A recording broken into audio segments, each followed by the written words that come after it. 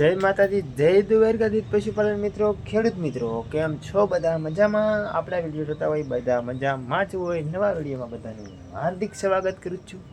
ચેનલમાં નવા આવ્યા છો તો લાઈક, શેર, સબસ્ક્રાઈબ અને કોમેન્ટ કરી નાખો અને બેલ આઇકન ઓન કરવાનું ના ભૂલતા, એટલે કે મારા વિડીયોની તમને બધાના પહેલાં મિત્રો નોટિફિકેશન મળે એના માટે. તો આજના વિડીયોમાં મિત્રો હું તમને બતાવવાનો છું કે આપણી ભેંસ ગાભણી છે કે ખાલી, એમ કઈ રીતે ખબર પડે તો આ વિડીયોમાં તમને પડી જશે. હવે તમારે ડૉક્ટરની પણ જરૂર નહીં પડે અને દેશી ઉપાયથી એક પણ રૂપિયાનો ખર્ચો નહીં. તો ચાલો મારી સાથે તમને સમજાવતો જાઓ ટેપ બાય ટેપ. તમે વિડીયોમાં શેઠથી બન્યા રહેશો તો બાકી તમને સમજાશે નહીં.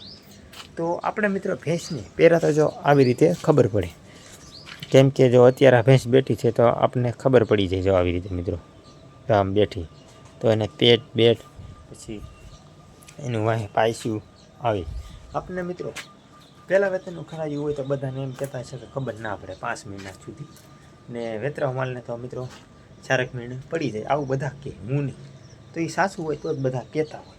પણ મારું કહેવું એવું છે મિત્રો કે મારો એક નવો પ્રયોગ લેવો છે અને નવા પ્રયોગ પ્રમાણે હું એવું લેવો ને તે મારા પ્રયોગ 3-4 પ્રયોગ સક્સેસ થઈ ગયા. તો મેં કીધું કે આ 5મો પ્રયોગ મારા ચેનલ બનાવી છે પશુપાલનને લગતી અને ખેતીને લગતી. તો મેં તો એ મિત્રોને પણ ફાયદો થાય, કેમ કે આમાં મેં કીધું કોઈ જાતનો ખર્ચો તો છે નહીં, મફતનો ઉપાય છે. તો મેં કીધું શું મારો વાંધો બનાવવામાં, તો મેં કીધું ચાલ બનાવી નાખું. તો મેં આજ બનાવ્યો છે તમારા માટે દેશી ઉપાય, પણ તમે મને સપોર્ટ નથી કરતા. વાંધો મને એનો છે, હું મહેનત કરું ને એવી તમે મારી ચેનલને ખાલી સપોર્ટ કરો ને તો આપણે ચેનલ ઊભી ના રહી મિત્રો. આવું છે બધું, તો તમે સપોર્ટ કરતા રહો.